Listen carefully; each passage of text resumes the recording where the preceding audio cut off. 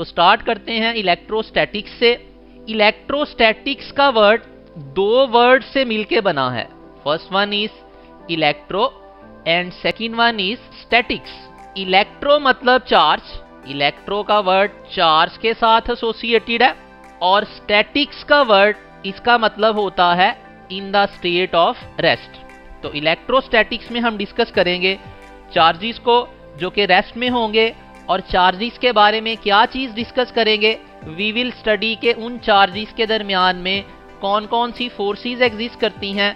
Electrostatics is basically the study of electric charges at rest, और उनमें क्या study करेंगे, उनमें हम स्टडी करेंगे द इलेक्ट्रिक फोर्सेस। अब इलेक्ट्रोस्टैटिक्स जो है इससे रिलेटेड एक सिंपल सा क्वेश्चन डिस्कस कर लेते हैं, which is the existence of any object is primarily because of. इसमें हमारे पास ऑप्शन हैं electric forces, second option is magnetic force, third option is gravitational force, and fourth option is nuclear force. My dear students, as we all know कि हमारे पास किसी भी object के अंदर अगर हम कंपोजिशन वाइज देखें तो हमारे पास क्या है, बेसिक जो स्मॉलेस्ट पार्टिकल हम डिस्कस करते हैं या स्मॉलेस्ट यूनिट डिस्कस करते हैं, हम कहते हैं कि कोई भी ऑब्जेक्ट जो है वो एटम और उसके बाद फिर फर्दर मॉलिक्यूल्स वगैरह से मिलके बना है। अगर हम एटम के अंदर देखें तो एटम में सेंटर में न्यूक्लियस और उसके गिर जो है वो इलेक्ट्रॉन्स रिवॉल्व करते हैं। न्यूक्लियस पे पॉजिटिव चार्ज होता है, इलेक्ट्रॉन्स के ऊपर नेगेटिव चार्ज होता है, और हमें पता है कि अपोजिट चार्जेस के दरमियान अट्रैक्शन की फोर्स एग्जिस्ट करती है। यही अट्रैक्शन की फोर्स जो कि इलेक्ट्रॉन्स और न्यूक्लियस के दरमियान में है, यही अट्रैक्शन की फोर्स जो कि इलेक्ट्रिक फोर्स है, यही फोर्स बेसिकली एटम को एज एन एटम बाइंड करके रखती है।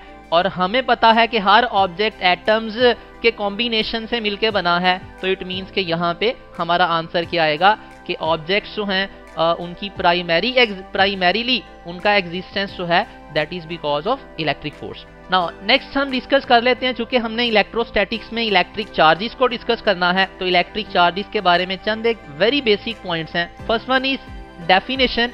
The simplest definition can be कि इलेक्ट्रिक चार्ज क्या है, it is basically the physical property of matter. जिसमें क्या चीज हम डिस्कस करते हैं, वी डिस्कस कि किसी भी, this is the physical property of a matter that expresses the extent to which it has more और फ्यूअर इलेक्ट्रॉन्स देन प्रोटॉन्स। मतलब किसी भी ऑब्जेक्ट के ऊपर हम बोलेंगे चार्ज प्रेजेंट है अगर उसके अंदर इलेक्ट्रॉन्स और प्रोटॉन्स की तादाद के दरमियान बैलेंस नहीं है। अब चार्ज जो है it is a physical quantity, it can measured, तो इसका यूनिट जो हम रखते हैं that is coulomb. Charge is measured in coulomb which is a derived unit. यहाँ पे एक मिसकॉन्सेप्शन बच्चे लेते हैं, कंफ्यूजन रखते हैं माइंड में कि कूलम और एम्पियर में से कौन सा बेस यूनिट है। तो हमारे पास कूलम बेस यूनिट नहीं है, coulomb is a derived unit, जबकि इसके पैरेलल में जब हम एम्पियर की बात करते हैं तो that is a base unit. उसके बाद there is very third very simple thing के चार्जेस जो हैं वो दो तरह के होते हैं, positive charges and the negative charges. Electrons को कन्वेंशनली नेगेटिव चार्जेस काउंट किया जाता है और प्रोटॉन्स को positive charges. After that there is concept quantization of the charge. Quantization of charge कहता है किसी भी ऑब्जेक्ट के ऊपर जो चार्ज है that is equals to the integral multiple of charge present on electron, where n is what, it is an integer, और electron 1 e क्या है, it is charge on 1 electron, जिसकी वैल्यू हमारे पास ये होती है। और अगर हम फर्दर 1 कूलम को एक्सप्रेस करें इन टर्म्स ऑफ एक कूलम में कितने इलेक्ट्रॉन्स हैं, तो we can write this is a very simple MCQ. Next is हमारे पास एक तरह के चार्जेस एक दूसरे को रिपेल करेंगे और अनलाइक चार्जेस जो हैं वो एक दूसरे को अट्रैक्ट करेंगे। उसके बाद हमारे पास charge can be induced either by rubbing two materials or by electrostatic induction। इसका मतलब है कि चार्ज अगर हम एक बॉडी पे क्रिएट करना चाह रहे हैं, नेचुरली तो सारी बॉडीज न्यूट्रल होती हैं, तो अगर हम किसी ऑब्जेक्ट को इलेक्ट्रिकली चार्ज करना चाहते हैं तो उसको किसी दूसरे ऑब्जेक्ट के साथ या तो हम क्या करेंगे, रब करेंगे, और दूसरा क्या मेथड है, उसको किसी ऐसे ऑब्जेक्ट के पास ले जाएं जिस ऑब्जेक्ट पे ऑलरेडी चार्ज प्रेजेंट है, तो इलेक्ट्रोस्टैटिक इंडक्शन फिनोमिना की वजह से उस ऑब्जेक्ट में चार्जेस की रीडिस्ट्रीब्यूशन होगी और वो ऑब्जेक्ट चार्ज्ड बॉडी की प्रॉपर्टीज शो करना शुरू कर देता है। तो ये इलेक्ट्रिक चार्ज से रिलेटेड जो है वो दो तीन एमसीक्यूज अब डिस्कस कर लेते हैं। हमारे पास first question is when an object is rubbed with another object and gets positively charge. मतलब अगर एक ऑब्जेक्ट को दूसरे ऑब्जेक्ट से रब किया जाए और वो ऑब्जेक्ट पॉजिटिवली चार्ज हो तो कहता है इट्स मैस, और ब्रैकेट में लिखा हुआ है स्ट्रिक्टली स्पीकिंग। मतलब अगर आप स्ट्रिक्टली एनालाइज करें तो उसके मैस पे क्या फर्क पड़ेगा। तो एज वी नो, अगर ऑब्जेक्ट पॉजिटिवली चार्ज हो रहा है इसका मतलब है उसके इलेक्ट्रॉन्स की तादाद पहले से कम हो रही है। अगर इलेक्ट्रॉन्स की तादाद पहले से कम हो रही है तो इलेक्ट्रॉन्स चूंकि मटेरियल ऑब्जेक्ट्स हैं, इलेक्ट्रॉन का भी कुछ ना कुछ तो मैस होता है, तो इसका मतलब है जब वो ऑब्जेक्ट्स को हम रब करके पॉजिटिवली चार्ज करेंगे तो जिस ऑब्जेक्ट पे पॉजिटिव चार्ज आ रहा है उसके इलेक्ट्रॉन्स उससे छीनते जा रहे हैं, तो उसका मैस जो है स्ट्रिक्टली स्पीकिंग वो डिक्रीज होना शुरू हो जाएगा। Next question is during a lightning flash. This is interesting. हमारे कुलॉम्स लॉ की साइड पे एक जस्ट पिक्चर बनाई हुई है लाइटनिंग फ्लैश की, बट उसमें ये चार्ज का स्टेटस नहीं बताया हुआ, तो ये भी डिस्कस कर लेते हैं। During a lightning flash the lower part of clouds usually becomes. सवाल का ये पार्ट है कि लोअर पार्ट क्लाउड्स का जो है उसके ऊपर कौन सा चार्ज आता है, और second part is and the part of earth under clouds becomes dash charge. तो इसमें हमारे पास ऑप्शंस हैं positively, positively, then is positively and negatively, then there is negatively and negatively, then there is negatively and positively. तो ये हमारे पास clouds हैं। क्लाउड्स में बेसिकली होता क्या है, क्लाउड्स में चार्जेस की रीडिस्ट्रीब्यूशन इस तरह से होती है कि अपर पोर्शन ऑफ क्लाउड्स जो है वो पॉजिटिव चार्ज वहां पे कंसंट्रेट हो जाता है और लोअर पोर्शन ऑफ क्लाउड्स में नेगेटिव चार्ज जो है वो सारे का सारा इक्यूमुलेट हो जाता है। अब लोअर पोर्शन ने चूंकि फेस करना होता है अर्थ को, तो अर्थ के ऊपर इलेक्ट्रोस्टैटिक इंडक्शन की वजह से जो क्लाउड्स के बिल्कुल नीचे अर्थ का हिस्सा आता है वहां पे चूंकि क्लाउड्स पे नेगेटिव चार्ज है तो अर्थ पे पॉजिटिव चार्ज आ जाएगा। As a result of which charges जो हैं वो क्लाउड्स से नेगेटिव चार्जेस फ्लो करते हुए अर्थ पे आते हैं, तो हमें लाइटनिंग फ्लैश नजर आता है। तो यहाँ पे हमारे पास आंसर क्या बनेगा, क्लाउड्स चूंकि नेगेटिवली चार्ज होते हैं और अर्थ का जो लोअर पार्ट है जो क्लाउड्स के नीचे होता है वो पॉजिटिवली चार्ज होता है, तो our answer will be delta which is negatively और positively. Next point is which one is the shortest for the presence of charge on a body. इन ऑप्शंस में से कौन सी ऑप्शन जो है वो शॉर्टेस्ट है इस बात का कि कोई ऑब्जेक्ट जो है वो 100% चार्ज होगा। तो स्टूडेंट्स हमारे पास ऑप्शन है attraction, repulsion, third is both A and B and delta is none of these. तो बच्चे यहाँ पे सोचते हैं जी अट्रैक्शन और रिपल्जन, मतलब अगर किसी बॉडी पे चार्ज है उसके करीब मैं कोई टेस्ट ऑब्जेक्ट लेकर जाऊं तो वो टेस्ट ऑब्जेक्ट को या तो अट्रैक्शन देगी या रिपल्जन देगी, दोनों में से कोई भी फिनोमिना हो जाए तो बच्चे समझते हैं कि शायद वो जो ऑब्जेक्ट है दैट विल बी चार्ज। तो ऐसा नहीं है, इसको मैं इलेबोरेट करता हूँ, उसके बाद आंसर इसका बताता हूँ क्या होगा। लेट्स अज्यूम ये ऑब्जेक्ट है जिसके ऊपर मैं चार्ज की प्रेजेंस जो है वो चेक करना चाह रहा हूँ, और ये मेरे पास ऑब्जेक्ट है जो टेस्ट ऑब्जेक्ट है, मतलब इसको मैंने पॉजिटिवली चार्ज किया हुआ है। अगर मैं इस ऑब्जेक्ट को इस बॉडी के करीब लेकर जाऊं और मैंने अज्यूम किया कि ये इनिशियली लेट्स अज्यूम क्या है नेगेटिवली चार्ज है, तो डेफिनेटली दोनों के दरमियान में इलेक्ट्रोस्टैटिक अट्रैक्शन जो है वो एग्जिस्ट करेगी।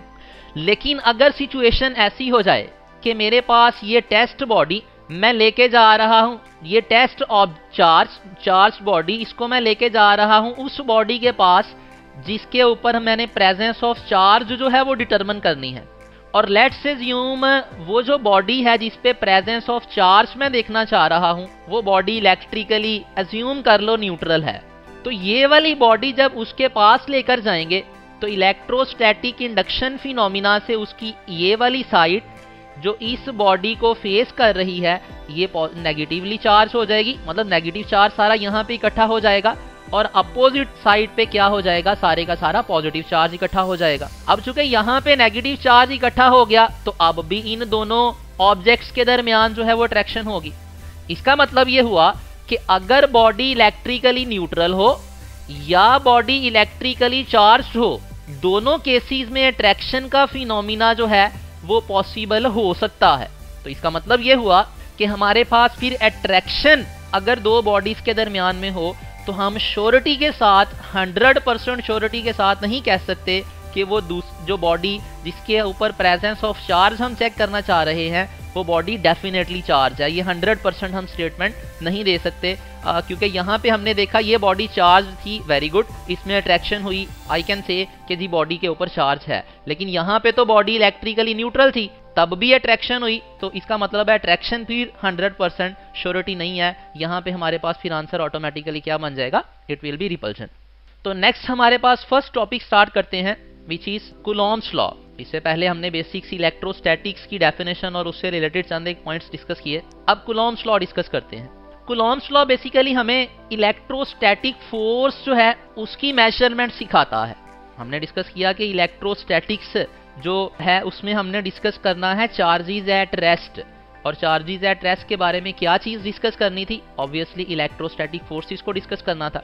तो कूलॉम लॉ ने हमें इलेक्ट्रोस्टैटिक फोर्स को मेजर करना सिखाया था। कूलॉम लॉ की मैथमेटिकल फॉर्म इज के force existing between 2 point charges is equals to K which is Coulomb's constant. उसको भी बाद में डिस्कस करते हैं। Q1 Q2 that is the product of 2 charges जिनके दरमियान हम फोर्स डिस्कस करना चाह रहे हैं, और divided by r square where r is what, it is the distance between the charges. तो ये मेरे पास दो अगर पॉइंट चार्जेस हैं, one is this other one is this, इनके दरमियान डिस्टेंस है, तो डिस्टेंस r है, तो इनके दरमियान एग्जिस्ट करने वाली जो फोर्स है उसकी मैग्नीट्यूड हम यहाँ से मालूम कर सकते हैं।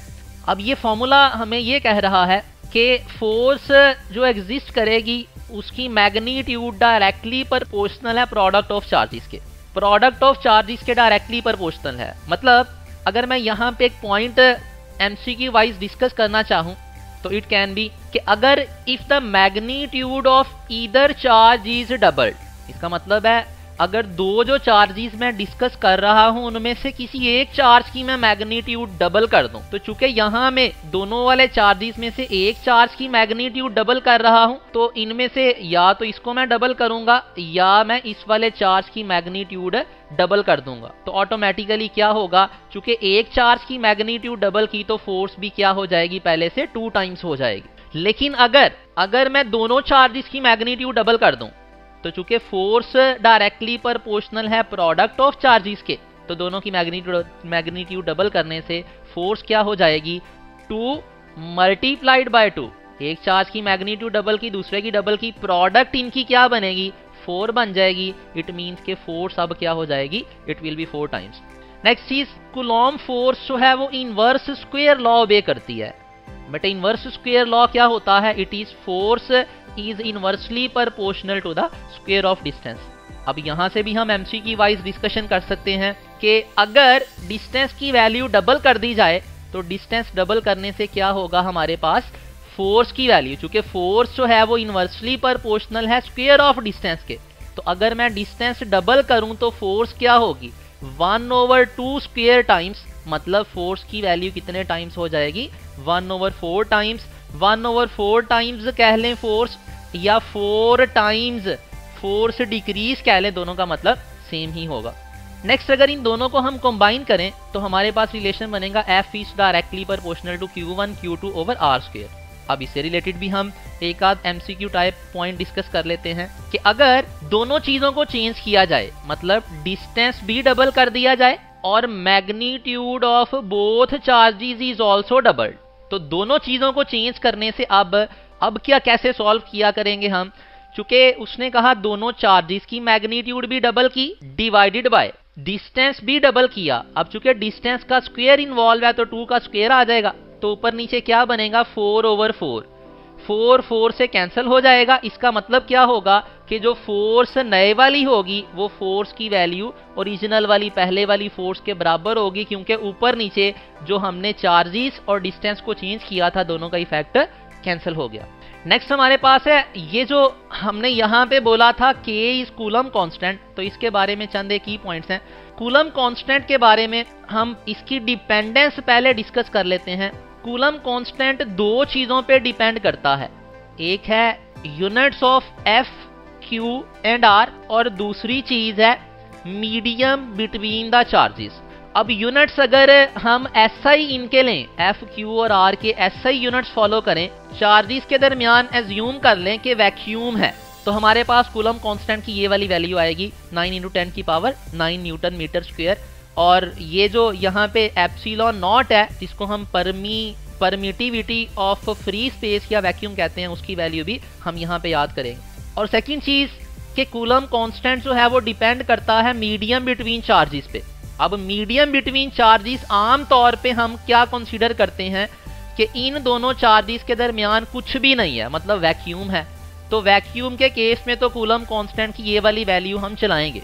लेकिन अगर मीडियम आ जाए, इनके दरमियान में कोई डाई इलेक्ट्रिक, दो चार्जेस है, इनके दरमियान कोई हम डाई इलेक्ट्रिक मीडियम प्लेस कर दें, इंसुलेटर्स हम आम तौर पे डाई इलेक्ट्रिक के तौर पे लिया करेंगे, तो अगर दो चार्जेस के दरमियान हम इंसुलेटर प्लेस कर दें या डाई इलेक्ट्रिक प्लेस कर दें, तो हमारे पास कूलम कांस्टेंट की वैल्यू मॉडिफाई हो जाती है। इनफैक्ट कूलम कांस्टेंट की वैल्यू पहले से कम हो जाती है by a factor of epsilon r. अब एप्सिलॉन आर का नाम जो है वो relative permittivity of dielectric medium है, इसको भी हम आगे देख लेंगे, इसकी वैल्यूज के बारे में भी डिस्कशन हल्की सी करेंगे। नेक्स्ट हमारे पास है coulomb force is a mutual force. This is very important concept कि कूलम फोर्स जो है वो म्यूचुअल फोर्स है। अब म्यूचुअल फोर्स से मेरी मुराद ये है कि अगर ये एक चार्ज है जिसकी मैग्नीट्यूड जो है, जिसकी वैल्यू 5 माइक्रोकूलम है, ये दूसरा चार्ज है इसकी वैल्यू जो है वो 10 माइक्रोकूलम है। एज्यूम कर लो कि ये वाला चार्ज जो Q2 है, ये Q1 के ऊपर जो फोर्स इस डायरेक्शन में लगा रहा है उसकी वैल्यू है 10 न्यूटन। तो म्यूचुअल फोर्स होने का मतलब ये होता है कि अगर Q2 Q1 पे फोर्स 10 न्यूटन लगा रहा है, तो जो Q1 चार्ज Q2 पे फोर्स लगाएगा उसकी वैल्यू भी मैग्नीट्यूड में 10 न्यूटन ही होगी, उसकी वैल्यू डिफरेंट नहीं होगी। नेक्स्ट हमारे पास है कि when there is a dielectric medium between the charges. ये पहले भी हमने डिस्कस किया कि डाई इलेक्ट्रिक प्लेस करने से हमारे पास कूलम्स कांस्टेंट की वैल्यू भी मॉडिफाई होती है, और कूलम कांस्टेंट की वैल्यू मॉडिफाई होने के साथ साथ डेफिनेटली क्या होगा, इलेक्ट्रोस्टैटिक फोर्स भी चेंज हो जाएगी। कूलम कांस्टेंट में भी यही हुआ था कि कूलम कांस्टेंट की वैल्यू एप्सिलॉन आर से डिवाइड हुई थी, और यहाँ पे भी हमारे पास फोर्स जो होगी इलेक्ट्रोस्टैटिक उसकी वैल्यू भी एप्सिलॉन आर से डिवाइड हो जाएगी। अब यहाँ पे एप्सिलॉन आर जो है इंसुलेटर मीडियम के लिए, डाई इलेक्ट्रिक आम तौर पे इंसुलेटर्स ही होते हैं, लेकिन एक चीज यहाँ पे भी क्लियर कर लीजिएगा कि सारे इंसुलेटर्स डाई इलेक्ट्रिक नहीं होते, लेकिन सारे के सारे डाई इलेक्ट्रिक्स जो हम प्रैक्टिकली यूज करते हैं वो इंसुलेटर्स बहरहाल जरूर होते हैं। तो अगर इंसुलेटर्स के लिए एप्सिलॉन आर की वैल्यू जो है वो ग्रेटर देन 1 है, तो फोर्स को जब आप ऐसे पैरामीटर से डिवाइड करेंगे जो 1 से बड़ा है, तो डेफिनेटली एफ मीडियम का आंसर एफ वैक्यूम से छोटा हो जाएगा। और एक और चीज जस्ट फॉर इंफॉर्मेशन, अगर हम मेटल्स के लिए बात करें या कंडक्टर्स के लिए बात करें, तो हमारे पास epsilon R, that is relative permittivity of dielectric. इसको डाई इलेक्ट्रिक कांस्टेंट भी कहा जाता है, ये भी याद रखिएगा। तो इसकी वैल्यू क्या हो जाएगी, फॉर कंडक्टर्स इसकी वैल्यू इन्फिनिटी होती है, और कंडक्टर्स को हम as a dielectric use भी नहीं करते। नेक्स्ट है कि अगर मेरे पास 3 चार्जेस का सिस्टम हो जाए, एक चार्ज मेरे पास लेट से ये है, इसको मैं नाम दे देता हूं जी Q चार्ज का। एक मेरे पास चार्ज यहाँ पे पड़ा हुआ है, लेट से ये है Q1। एक मेरे पास चार्ज आ गया जी यहाँ पे, लेट से ये है Q2। तो ये वाला चार्ज भी इस पे कुछ ना कुछ फोर्स लगाएगा, ये वाला चार्ज भी इस पे कुछ ना कुछ फोर्स लगाएगा।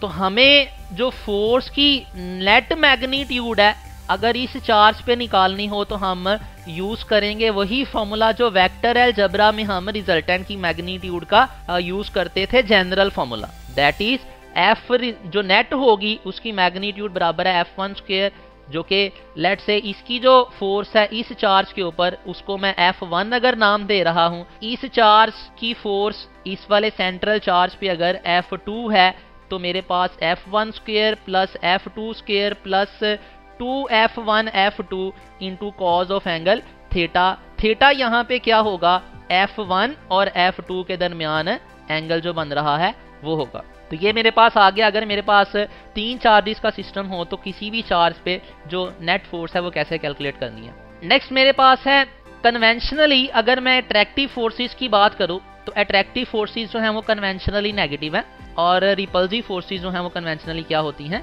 पॉजिटिव होती हैं। अब अट्रैक्टिव फोर्सेस को नेगेटिव जो है वो कंसीडर करने की जो है वो good reason that is very simple कि अट्रैक्टिव फोर्सेस जो हैं वो दो अपोजिट चार्जेस के दरमियान एग्जिस्ट करती हैं। अब मुझे पता है कूलम फोर्स जो है वो डायरेक्टली प्रोपोर्शनल है प्रोडक्ट ऑफ चार्जेस के। तो अगर एक चार्ज पॉजिटिव हो दूसरा चार्ज नेगेटिव हो तो ऑटोमेटिकली दोनों की प्रोडक्ट जो है वो क्या आ जाएगी, नेगेटिव आ जाएगी। लेकिन फोर्स की मैग्नीट्यूड निकालते हुए हम साइंस यूज नहीं करते, लेकिन जस्ट यहाँ पे समझाने के लिए कि अट्रैक्टिव फोर्स नेगेटिव क्यों ली जाती है, this can be one reason. उसके बाद हमारे पास है vector form of coulomb's law. Vector form में क्या होगा, वही जो हमारे पास मैग्नीट्यूड का फॉर्मूला है उसको हम सिर्फ एक डायरेक्शन दे देंगे। आर वेक्टर यहाँ पे क्या है, it is the direction vector. Unit vector है जो कि डायरेक्शन रिप्रेजेंट करेगा किसकी, द कूलम फोर्स। और इस यूनिट वेक्टर को हम रिप्रेजेंट कर सकते हैं इस फॉर्म में भी सेकंड चैप्टर के अकॉर्डिंग कि यूनिट वेक्टर बराबर होता है वो वेक्टर ओरिजिनल डिवाइडेड बाय उसकी मैग्नीट्यूड। तो कूलम्स लॉ का वेक्टर फॉर्मूला एक तरह से मॉडिफाई होके यहाँ पे आर क्यूब की फॉर्म में भी अपीयर हो सकता है, जबकि यहाँ पे फिर क्या बनेगा, it will be r vector not unit vector. तो ये चंद एक पिन पॉइंट्स थे जो हमने डिस्कस कर लिए कूलॉम्स लॉ के बारे में। अब कूलॉम्स लॉ के बारे में हम कोई 4-5 क्वेश्चंस डिस्कस कर लेते हैं। आफ्टर दैट जो है हम स्विच करेंगे नेक्स्ट टॉपिक की तरफ। तो पहला क्वेश्चन हमारे पास है, the force between two charges is F. दो चार्जेस के दरमियान फोर्स कितनी है, एफ।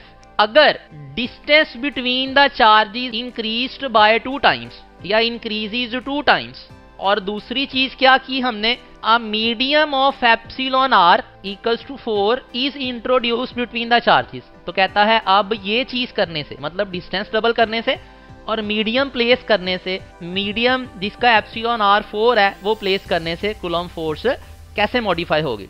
तो एज वी नो कि फोर्स किसके बराबर होती है, इट इज इक्वल्स टू के Q1 Q2 over r square. इसको फर्दर हम लिख सकते हैं F is equals to 1 over 4 pi epsilon not epsilon r Q1 Q2 over r square. यहाँ पे उसने कहा है डिस्टेंस जो है वो पहले से कितना कर दिया, डबल, और एप्सिलॉन आर की वैल्यू क्या कर दी। इनिशियली तो एप्सिलॉन आर वैक्यूम था ना, तो इसकी वैल्यू पहले तो 1 ही होगी, लेकिन अब कहता है डाइलेक्ट्रिक प्लेस किया जिसके एप्सिलॉन आर की वैल्यू क्या है, 4 है। तो हमारे पास एफ डैश किसके बराबर आएगा, it will be equals to 1 over 4 pi epsilon, और एप्सिलॉन आर की जगह हमारे पास आ जाएगा 4, साथ में वही वाले charges Q1 Q2 over distance चुके पहले से कितना हो गया, डबल, तो इसका कर देते हैं स्क्वायर। तो एफ डैश हमारे पास आ जाएगी, it will be equals to 1 over 4 pi epsilon into 4 Q1 Q2 over 4 r square. ये वाला 4 और ये वाला 4 प्रोडक्ट आ जाएगी बटे में 16। बाकी सारी चीजें जो हैं वो पहले वाली हैं, तो हमारे पास एफ डैश किसके बराबर आ जाएगा, 1 ओवर 4 और 4 को मल्टीप्लाई करेंगे तो 16 आ जाएगा, और ये बाकी सारा कुछ क्या है, पहले वाली फोर्स। तो इसका मतलब है फोर्स की वैल्यू क्या हो जाएगी, 1 ओवर 16 टाइम्स। तो यहाँ पे आंसर क्या आ जाएगा, F बाय 16। नेक्स्ट हमारे पास है दो चार्जेस हैं, एक की वैल्यू +4e है, जबकि E क्या है, it is charge of on proton. चूंकि यहाँ पे पॉजिटिव है तो it will B obviously proton का चार्ज होगा, दैट इज 1 + 1.6 इंटू 10⁻⁻19। दूसरे ऑब्जेक्ट पे चार्ज की वैल्यू +8e है। कहता दोनों चार्जेस को फिक्स डिस्टेंस पे प्लेस कर दिया, उनके दरमियान में फोर्स एग्जिस्ट करती है F।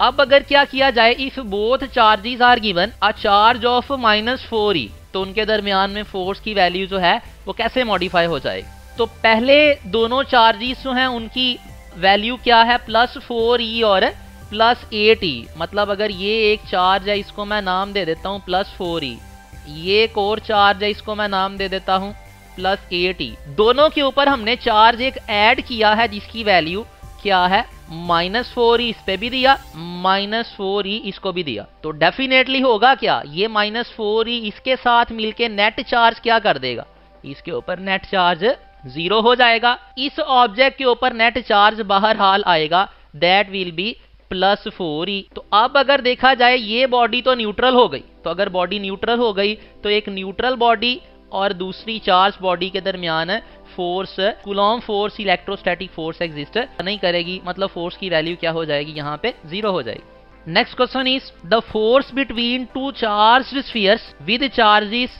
Q1 2 coulomb and Q2 -1 coulomb, उनके दरमियान जो फोर्स एग्जिस्ट कर रही है उसकी मैग्नीट्यूड है 80 न्यूटन। अगर दोनों चार्जेस को कहता है एक दूसरे के साथ टच कर दिया जाए एंड देन सेपरेटेड, उनको फिर उसी डिस्टेंस पे हमने सेपरेट कर दिया, तो कहता है न्यू फोर्स दोनों चार्जेस के दरमियान विल बी व्हाट। तो पहले हम देख लेते हैं जब चार्जेस को अभी टच नहीं किया था, Q1 की वैल्यू 2 कूलम, Q2 की वैल्यू -1 कूलम, तो फोर्स की इनिशियली जो फोर्स की मैग्नीट्यूड थी it is proportional to, obviously coulomb law कहता है Q1 Q2 के प्रोपोर्शनल होती है। अब इस चार्ज की वैल्यू इनिशियली थी 2 कूलम, इस चार्ज की वैल्यू थी -1 कूलम। मैग्नीट्यूड डिस्कस करते हुए हम साइन डिस्कस नहीं करते, इसको हम ले लेते हैं जी 1। तो F जस्ट एज्यूम के F मेरे पास जो है it is equals to 2 product 1, obviously बटे में डिस्टेंस भी आएगा और साथ में K भी आएगा। जस्ट फॉर सिंप्लिसिटी एज्यूम कर लें कि हमारे पास फोर्स जो है वो किसके बराबर है, it is equals to 2 product 2 multiplied by 1। अब जब दोनों चार्जेस को इन कांटेक्ट किया जाएगा, तो स्टूडेंट्स याद रखिएगा चार्जेस को जब एक दूसरे के साथ टच किया जाता है तो जो दोनों बॉडीज पे इफेक्टिव चार्ज होता है उसका फॉर्मूला होता है Q1 plus Q2 divided by 2। यहां पे याद रखिएगा कूलम्स लॉ में तो हम मैग्नीट्यूड सिर्फ पुट करके फोर्स की मैग्नीट्यूड निकालते हैं, चार्जेस की सिर्फ साइन के बगैर वैल्यूज पुट करते हैं जैसा कि यहाँ पे हमने किया। लेकिन यहाँ पे जब इफेक्टिव चार्ज निकालते हैं तो यहाँ पे चार्जेस की वैल्यूज और with signs as it is put करना होती हैं। तो इसको अगर मैं 2 लिखूं, इसको मैं लिख दूं -1, Q1 जो पहला चार्ज है अगर उसकी वैल्यू +2 है, 2 कूलम है, तो उसको मैंने 2 लिख दिया। दूसरा चार्ज -1 कूलम था तो ये -1 आ गया डिवाइडेड बाय 2। तो मेरे पास Q इफेक्टिव क्या आएगा, इट विल बी 1/2।